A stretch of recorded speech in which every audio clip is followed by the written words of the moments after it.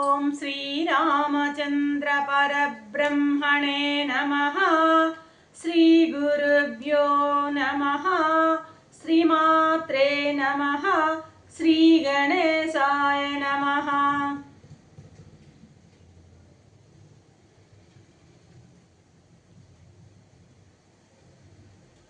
ప్రియాత్మ బంధువులారా, యోగ వాసిష్టం నిర్వాణ ప్రకరణము 543వ భాగం.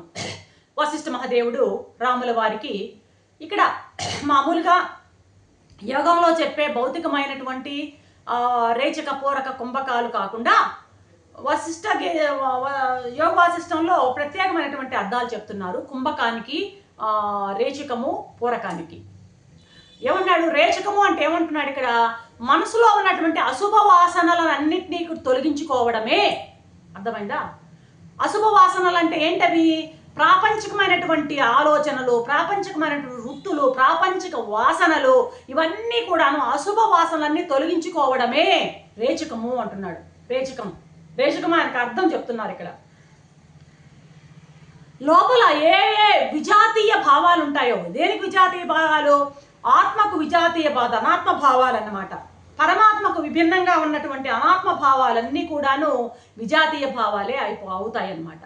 కాబట్టి ఆ ప్రాపంచిక వృత్తులు, వాసనలు అవన్నీ కూడాను నామ రూపాత్మక జగత్తు యొక్క ఆలోచనలు, మొదలైన విజాతీయ భావాలన్నింటినీ కూడాను తోసి పారేసి మనసును ఖాళీ చేయడమే రేచకము అంటున్నారు అనమాట.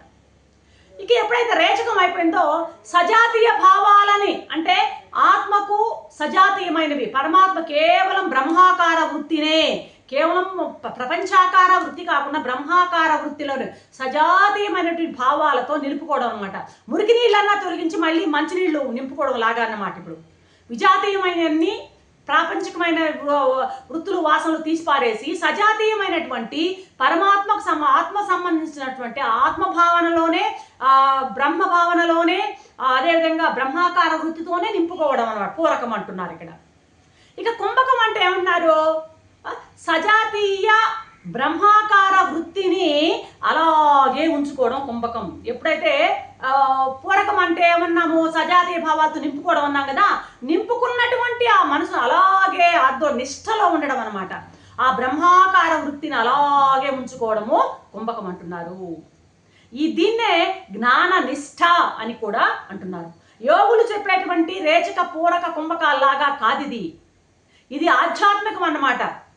అర్థమైందా? అది భౌతికమైనవి అవి, ఇది ఆధ్యాత్మికమైనటువంటివి అన్నమాట. కాబట్టి అసలు ఇక్కడ ఇది రేచకం, పూరకం, కుంభకం అనేటువంటి పదాలకి అర్థాన్ని వివరంగా చెప్తున్నారు వశిష్ఠ మహర్షి.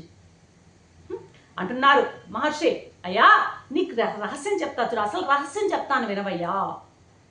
ఏంటంటే మామూలుగా ఈ ప్రాణము, మనస్సు రెండు, మనసు ప్రాణం అనే రెండు సెపరేట్ ఎంటిటీస్ కాదు. ఇది రెండు వేరు కావు.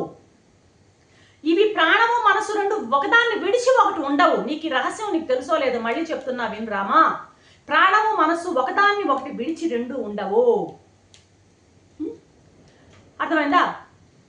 ఇప్పుడు ఈ ప్రాణాన్ని ఏమంటారు ఇక్కడంటే, మా అమ్మవారు ప్రాణాన్ని అమ్మవారు అంటారు, మనసుని అయ్యవారు అంటున్నారు అనమాట. అర్థమైందా?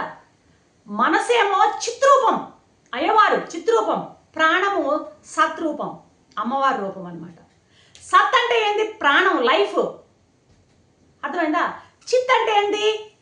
ఉండడం, చిత్ అంటే, సత్ అంటే ఎగ్జిస్టెన్స్, చిత్ అంటే కాన్షియస్నెస్, ఎరుక, జ్ఞానం.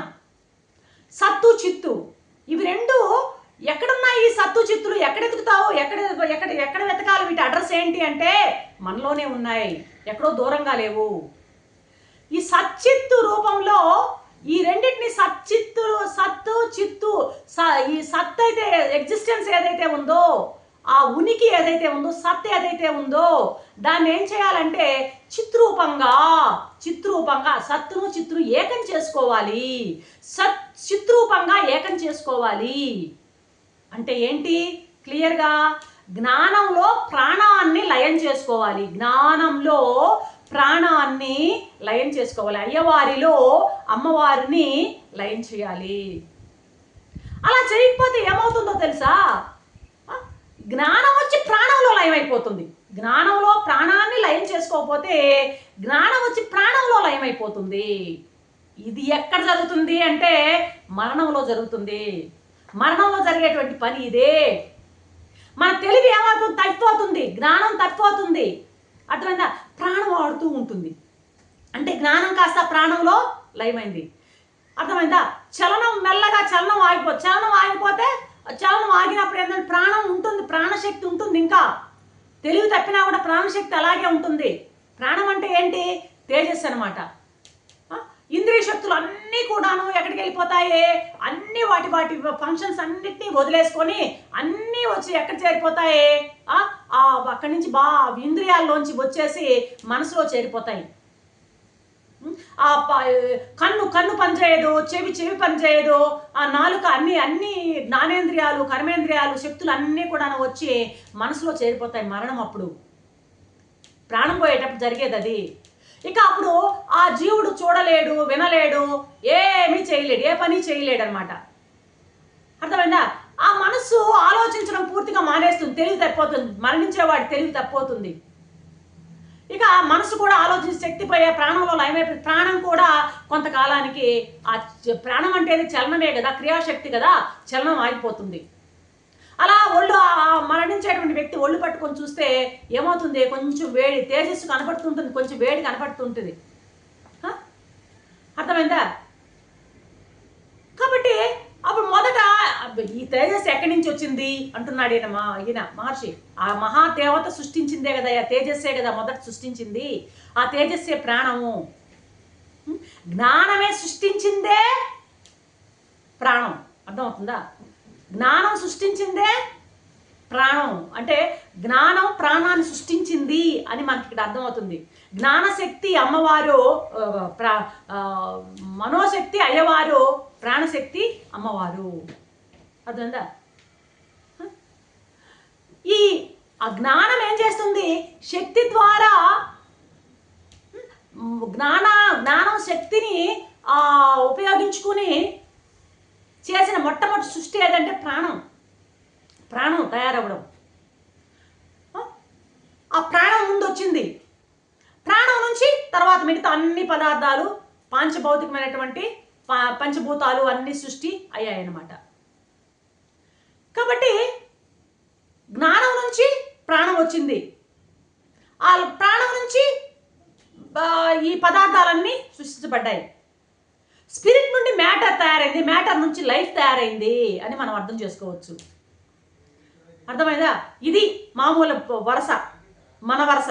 అయితే భౌతిక శాస్త్రం అయితే దీనికి వ్యతిరేకంగా చెప్తుంటాడు, అది వేరే విషయం. సరే, ఏమంటున్నాడు ఈయన? అయ్యా, తిలల్లో, నువ్వుల్లో తైలంలాగా ఉంటాయా ఉంటుంది ఇది అంటున్నాడు. కుసుమంలో ఆమోదంలాగా, సువాసనలాగా. ఏవి? ప్రాణము, మనస్సు నువ్వులలో తైలంలాగా ఉంటుంది, పువ్వులో వాసనలాగా ఉంటుంది. అర్థమైందా? ఆధేయాలు ఇవి. ఆధారం ప్రాణము, ఆధేయం మనస్సు. ప్రాణం మీద మనసు ఆధారపడి ఉంటుంది. అంతే కదా? ప్రాణం